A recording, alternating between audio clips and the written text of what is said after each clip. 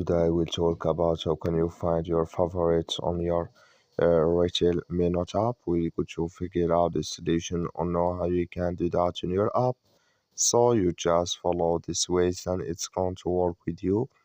All you have to do inverse, you just go down, you click here on account down here. When you just click here on account, it's going to take you to this list. It's going to show for you like this here. Then all you have to do next to find your favorites, you just click on favorites here, just click on it.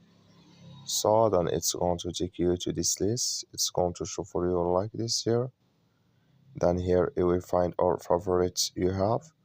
Like you see here, I have no favorites yet, but if you have it automatically, it's going to show for you here in this list on your RetailMeNot app. So that's all you have to do. I wish you a great thank you for watching. Don't forget to support us by liking and subscribe.